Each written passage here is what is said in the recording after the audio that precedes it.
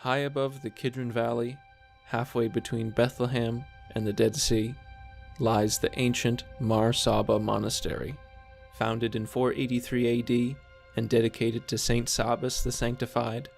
This monastery stands as one of the longest continuously inhabited monasteries in the world.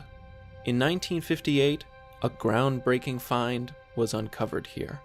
The discovery was so scandalous that many dismissed it as a hoax. Yet, after 60 years, the debate is far from settled. This is the story of the secret Gospel of Mark. In 1958, Morton Smith was granted access to Mar Saba to investigate and catalog its old, neglected books and manuscripts. As a rising scholar in biblical studies, Smith had a passion for sifting through dusty volumes in search of forgotten treasures. I was chiefly interested in the uncatalogued manuscripts in the monastery's libraries, of which the chief one was in the top of the tower that dominates the monastery. It was there I made my discovery. On all days except Sunday, accompanied by an escort, Smith journeyed to the tower library to examine old books and manuscripts. Eventually, he found handwritten Greek on the end pages of a 17th century printed edition of the works of Ignatius of Antioch. The title of the full text identifies it as a letter written by the early church father Clement of Alexandria, active in the final years of the 2nd century. In the letter, Clement asserts that Mark the Evangelist had penned an additional version of his gospel with special teachings. There would have been no reason to suspect anything unusual, for Smith had already discovered many such marginal texts. Evidently, the monastery had been short on paper. Smith, however, struggled to understand the challenging 18th century Greek handwriting. Like he had done before with several other books, he took it back to his room for a closer inspection. Before leaving, he took 3 sets of black and white photographs. After leaving the monastery, he meticulously translated the text from the photographs. After completing his initial translation, he surely must have realized how unusual its contents were. If proven genuine, it could challenge and reshape deeply entrenched beliefs about Jesus and his teachings. The letter's central claim, found nowhere else, was arresting. The Gospel of Mark, as recognized in modern times, was written as a revised version of a more complex and mysterious original gospel. In the letter, Clement asserts that Mark the Evangelist had penned an additional version of his gospel with special teachings. However, realizing its potential sensitivity, or perhaps its depth for the uninitiated, Mark, according to Clement in the letter, chose to produce a revised edition. This newer version eliminated sensitive or confusing material, making it more palatable or accessible to a broader audience. The letter itself is a denunciation of the beliefs and actions done by the Carpocratians, a Gnostic sect known for their libertine practices and reinterpretation of Christian doctrines. Clement describes them as heretics who are distorting Christian teachings with their carnal interpretations. Their founder and leader, Carpocrates, tricked a church leader in Alexandria into giving him a copy of the hidden version of the Gospel of Mark. The Carpocratians then changed this sacred text by adding their own false and offensive ideas to it. Clement is keen to set the record straight, having access to the original version himself. To show that the Carpocratians have deceitfully added to the secret text, Clement gives 2 short quotations from his version. Quote, "And a certain woman whose brother had died was there. And coming, she prostrated herself before Jesus and said to him, 'Son of David, have mercy on me.' But the disciples rebuked her.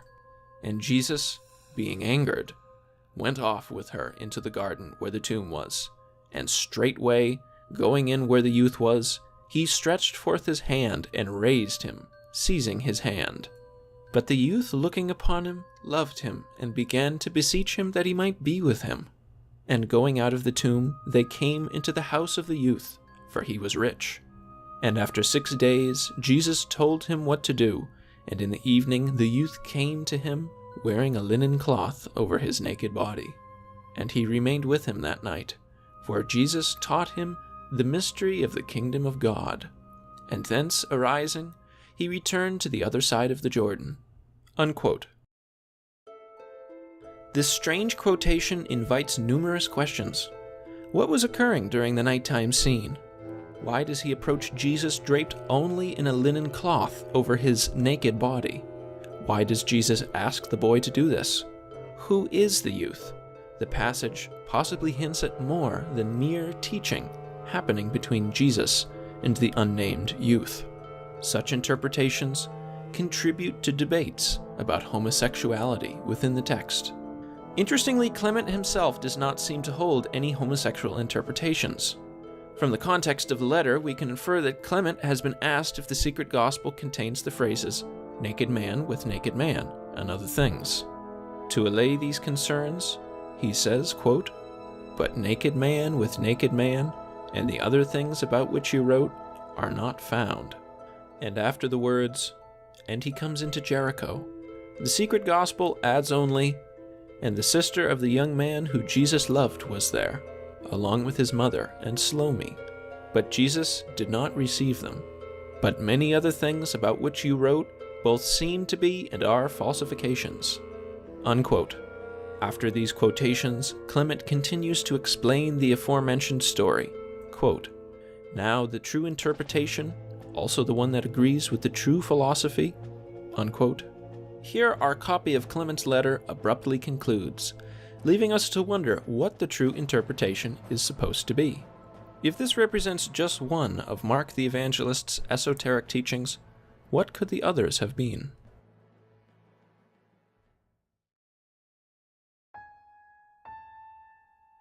Now, what happened to the manuscript?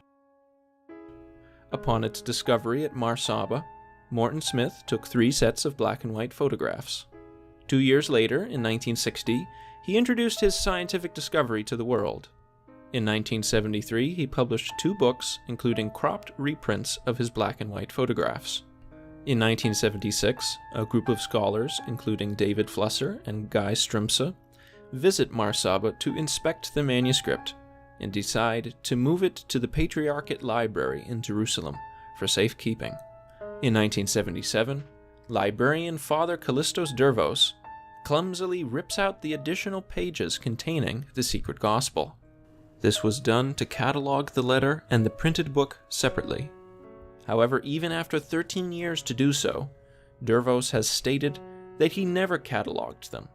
In 1980, Thomas Talley visits the Patriarchate Library to study the manuscript, but finds it separate from the Voss edition and under repair, not available for viewing. In 1983, Quentin Quesnel sees the manuscript in the Patriarchate Library and takes high-quality color photographs. In these pictures, we can observe the careless manner in which Dervos removed the pages. Afterwards, Dervos refused all access to the manuscript up until his retirement in 1990. The manuscript has since gone missing and has not been seen since. This has left speculation that these pages were deliberately destroyed or concealed by parties keen on shielding the content from the public eye. Perhaps Father Dervos was unhappy about the attention received by the manuscript and hid or destroyed the remains.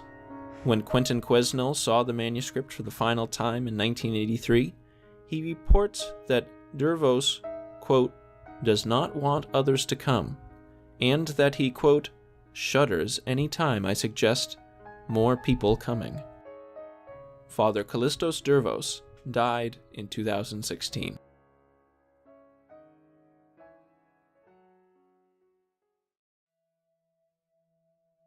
So, if genuine, how did the secret gospel make its way down to us?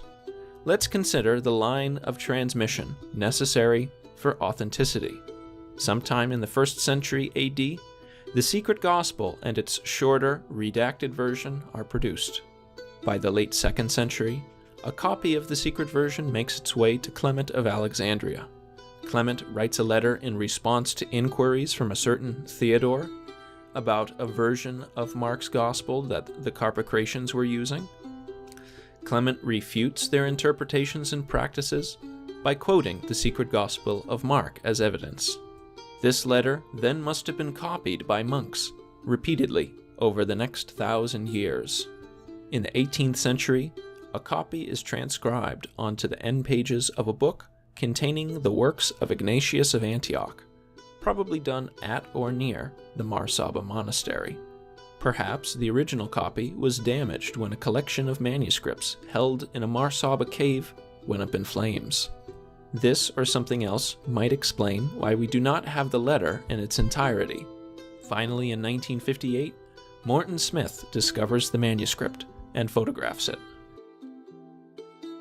There are several critical junctions in this line of transmission where potential forgeries may exist. For instance, the referenced secret gospel might have ancient origins, but not be an unredacted version of the Gospel of Mark. Clement may indeed be the author of the letter, yet the quotations from secret Mark could be his fabrications. Alternatively, the letter by Clement could itself be a forgery, concocted sometime between the 2nd and 18th centuries. Lastly, the possibility remains that Morton Smith forged this otherwise unknown copy of Clement's letter and inscribed the Greek text into the end pages of a book he borrowed at Mar Saba.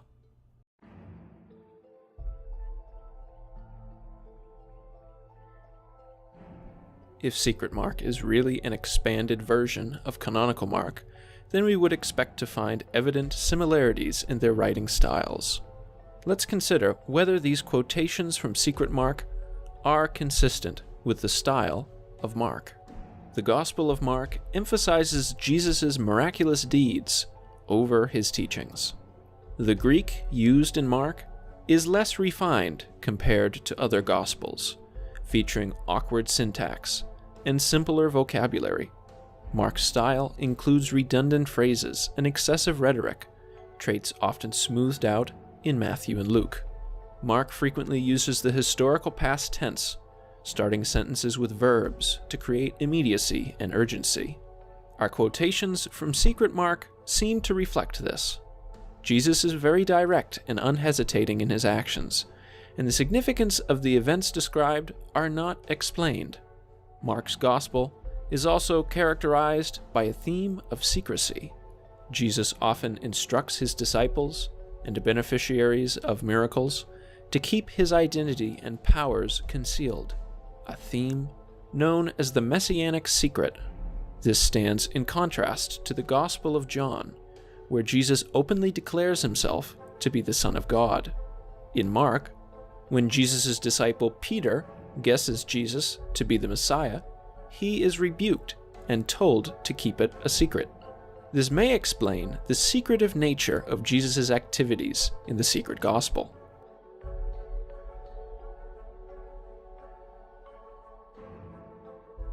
When the sister of the dead youth beseeches Jesus to help, she angers Jesus and is rebuked by the disciples. We might expect Jesus to show compassion. However, this sort of unexpected reaction can be found in canonical Mark. In Mark chapter 1, verse 41, a leper asks to be healed by Jesus. In most translations and Greek manuscripts, Jesus is, quote, moved with compassion, unquote. However, in many of the oldest and best manuscripts, like the Codex Bezae from circa 400 AD, Jesus is angered. The exact original wording is unknown. However, most scholars believe that Mark originally had an angry Jesus here. This agrees well with his behavior in our quotations of secret Mark. Why he is angered, of course, is nowhere explained.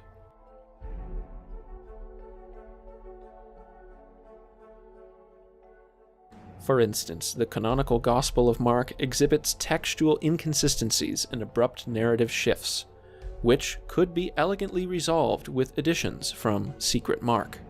Specifically, in one verse, we observe Jesus entering Jericho, yet intriguingly, in the very next sentence of the same verse, he is depicted as leaving the city. In Mark chapter 10, verse 46, the text initially states, quote, "Then they came to Jericho." However, the next sentence, which introduces the miracle of blind Bartimaeus receiving his sight, indicates that they were, quote, "leaving the city." This is odd, as it's typical for Mark to incorporate descriptions of significant occurrences in the areas Jesus visits prior to his departure. This anomaly in canonical Mark supports the idea that sections of Mark's Gospel have been clumsily redacted or removed.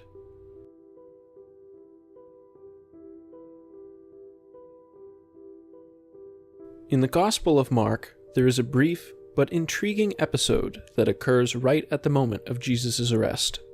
This passage describes a young man wearing nothing but a linen cloth who manages to escape the Roman guards by shedding his apparel and fleeing naked. Quote, "And there followed him a certain young man, having a linen cloth cast about his naked body. And the young men laid hold on him, and he left the linen cloth and fled from them naked." Unquote. This character, mentioned nowhere else in the New Testament, has puzzled both modern and ancient interpreters of the Bible. Matthew and Luke both copy Mark word for word when describing the events surrounding Jesus' arrest.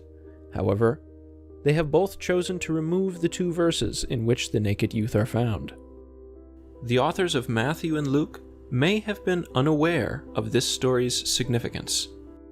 Scholars and theologians have long debated the possible identity of the youth. Some think that he is the early Christian leader James the Just, who is also the brother of Jesus. Others believe that he is the beloved disciple, often identified as John, one of the 12 apostles. He may be John Mark, the man traditionally credited with composing Mark's Gospel. He was a companion of Paul and Peter during the events after the death and resurrection of Jesus. Perhaps this story is an autobiographical addition. However, we must consider that most scholars no longer believe that the canonical Gospel attributed to Mark was actually written by this figure. The youth may be Lazarus of Bethany, a character who shares many commonalities with the youth from Secret Mark. In the Gospel of John, he is raised from the dead, much like the youth in Secret Mark. Is it possible that the naked youths from Secret Mark and canonical Mark are the same?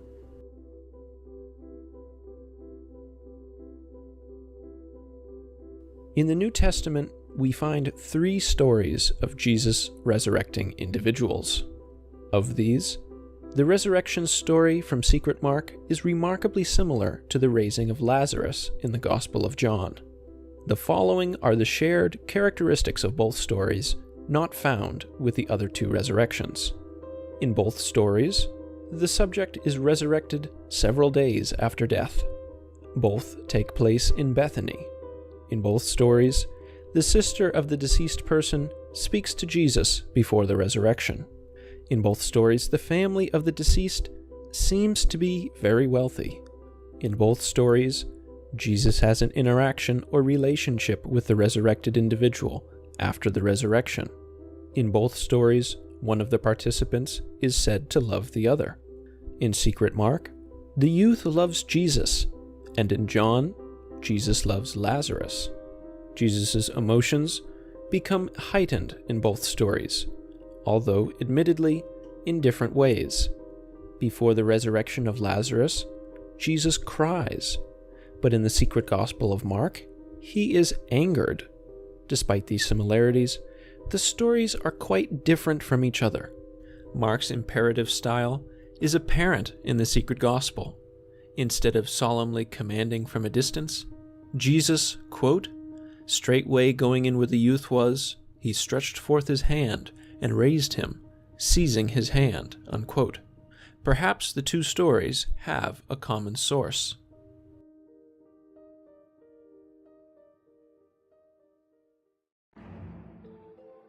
The letter attributed to Clement either represents a genuine work or a deliberate imitation, aligning too closely with Clement's style to be an accidental misattribution. Its uniformity and cohesiveness rule out modification through simple interpolation, the letter extensively uses Clement's vocabulary, phraseology, and metaphors without directly copying his exact words. Additionally, the letter features significant use of syntactic expressions typical of Clement, with complex sentence structures. However, the letter's disproportionate use of rare words, known as hapax legomena, words that appear only once in a given context, raises suspicion. These words occur far more frequently in the letter than in Clement's genuine writings. This suggests an overdone attempt to replicate Clement's unique vocabulary. Morton Smith could have deliberately used these words and obtained them from a published 1936 list of Clementine vocabulary to aid him in his crafting of the document. Some scholars argue for the letter's authenticity due to its close adherence to Clement's linguistic and stylistic features, believing that the intricate alignment with his known works is too sophisticated to be a forgery. Others, however, see the letter as more Clement than Clement ever was, suggesting an exaggerated imitation. The matter remains unresolved.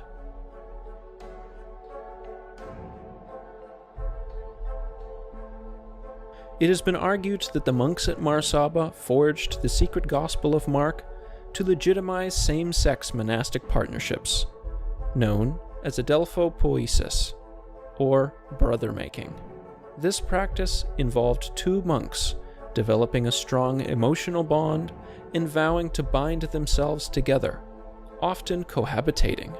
This controversial practice was not universally accepted, and the secret gospel may have been created to argue that Jesus himself legitimized these relationships. The secret gospel's ambiguous language could be interpreted as referring to intimate bonds, such as the passage describing a youth coming to Jesus at night, wearing only a linen cloth over his naked body.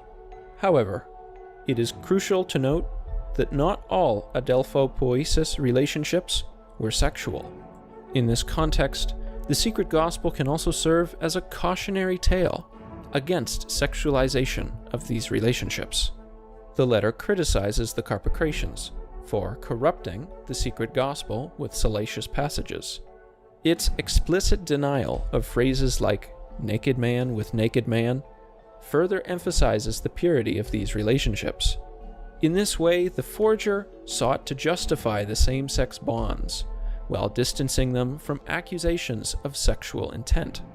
In fabricating the letter, the monks likely viewed their act as revealing a hidden truth about spiritual companionship, rather than committing forgery.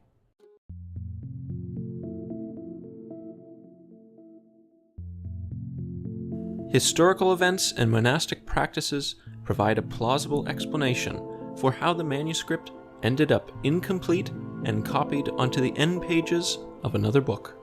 In the early 18th century, a significant fire ravaged a cave at the Mar Saba monastery, where many ancient manuscripts were stored. According to monastic tradition, the fire smoldered for 2 weeks. This fire is believed to have destroyed or severely damaged a collection of Clement's letters, possibly including the Mar Saba letter. Despite the devastation, it's presumed that many manuscripts survived the fire in a fragmentary state. Unlike normal exposed fires, a limited air supply in the cave may have resulted in incomplete combustion. Typically, the edges of books will char in such a fire, leaving the centers relatively undamaged. As a result, many loose leaves and fragments from various manuscripts were preserved. These fragments were often found isolated or reused in other manuscripts, or even in bookbinding. Such fragments were documented during a visit made by Papadopoulos Karameus. Perhaps it was around this time that a monk took an interest into the Clementine fragment. Lacking any sheets of paper, the monk utilized the blank pages at the end of a printed book. If the original manuscript fragment was already damaged, it may explain why our version ends so abruptly.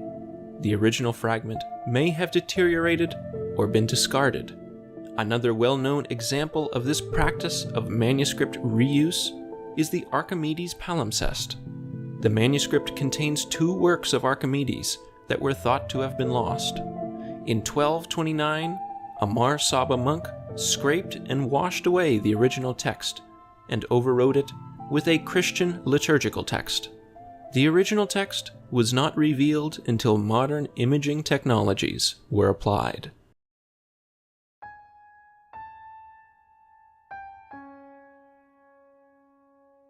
Jeffrey Smith and Brent Landau conducted a fresh paleographic analysis, contacting leading experts in late Greek cursive handwriting to get their thoughts on the handwriting. 4 experts analyzed the manuscript. Dr. Agapitos initially assigned the handwriting to the second half of the 18th century, drawing parallels to several similar manuscripts. However, after reviewing another expert's analysis, Agapitos revised his view, considering the manuscript to be a successful forgery. Dr. Landbers also dated the handwriting to the 18th century. He ruled out the possibility of a 20th century forgery, finding no unusual features in the handwriting for its alleged time. Contrastingly, Dr. Melisakis argued that while the script could indeed be a forgery, it was not of the 20th century. He posited the forgery could be from the early 19th century, thereby ruling out Morton Smith as a suspect. Dr. Zelikas, director of the Paleographic Institute in Athens, published an analysis suggesting that Smith may have worked with an accomplice to forge the manuscript. Despite this, he acknowledged some similarities of the handwriting with 18th century manuscripts. Evidently, there is a significant divergence among experts regarding the plausibility of a Morton Smith forgery.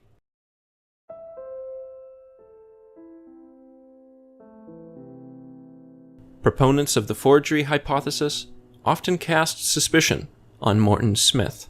During his time at Mar Saba, he was permitted to bring manuscripts and books back to his private room. What would have prevented him from forging the manuscripts? Now, unfortunately, forgeries of ancient letters are common. Proponents argue that Smith was a biblical scholar looking for just such an ancient text. However, there is also compelling evidence against his direct involvement in any forgery. Analysis of the handwriting and examples of Smith's Greek handwriting indicate that Smith probably lacked the skill and understanding needed to produce the Clement letter. Furthermore, Smith's documented difficulties in understanding the manuscript imply his genuine unfamiliarity with it. Several scholars have pointed out problems with his interpretation of the text. If Smith had forged the letter, perhaps it would be more consistent with his theories. The truth could easily be determined by testing the ink on the manuscript. Unfortunately, with the manuscript itself being gone, we must turn to examine Smith himself. Many have looked to Morton Smith's behavior and overall character as evidence that he forged the letter. In 1960, Morton Smith arranged a significant public announcement of his findings regarding the secret gospel. He sent presentations to major news outlets, ensuring that a summary would appear on the front page of the New York Times. During the symposium, Smith was protective of his findings, strictly limiting the quoting of the material he presented, claiming copyright restrictions. Smith displayed provocative humor, making off-color jokes during his presentation, such as suggesting that a priest caught with a nearly nude young man would be in trouble, and other quips likening his discoveries to modern scandalous headlines, which sometimes shocked his audience. Morton Smith was regarded as an eloquent and insightful scholar whose writings were not only knowledgeable, but occasionally playful. However, he was also known for his harsh critiques of other scholars, often insulting their work in print with remarks about their language skills. Smith often expressed disappointment with the academic community surrounding religious studies, critiquing it for attracting less competent individuals and taking pleasure in exposing their shortcomings. One must wonder if the Mar Saba letter was one such way in which Smith could expose their shortcomings by fooling them with such a forgery. Despite his outspoken nature in public, Smith was very private about his personal life. He never married and arranged for most of his personal correspondences to be destroyed after his death. Those who knew Smith well generally did not suspect him of forgery, viewing him as deeply committed to historical truth. His personal and professional conduct, as observed in various aspects of his life, seemed to affirm his dedication to accurate historical research. Although Jacob Nusser, a contemporary and former mentee, accused Smith of forgery, it has been suggested that this accusation was more out of personal spite than evidence. Smith's wide array of character witnesses, from close associates, bolsters the defense against these accusations, suggesting that his love for the past was too great for him to tamper with historical documents. After Smith's death in 1991, his apartment was photographed. The images taken of his bedroom and pantry show us that Smith's home had been transformed into a veritable library. There is no doubt that Smith was a dedicated scholar, or at least really liked to read. Of all the various opinions and theories put forward to explain the secret gospel, this is what Smith himself had to say. A few years after Jesus' death, we hear of his disciples baptizing converts in his name. But about baptism administered by Jesus himself, the Gospels say practically nothing. Why? There's a mystery here. Can it be that Jesus' baptismal ritual was the mystery? Perhaps the mystery of the kingdom of God.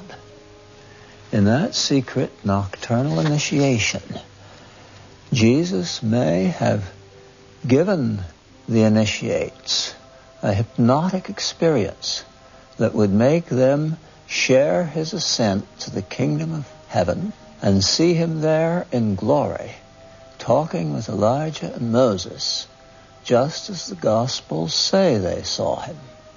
He was offering his disciples access to the kingdom of heaven, not in the far future, but right now. So, what do you think? Did Morton Smith forge the secret Gospel of Mark, or is it genuine? Let us know what you think down in the comments. And as always, thank you for watching. I hope to see you next time. If you like this content and would like to see more, like and subscribe.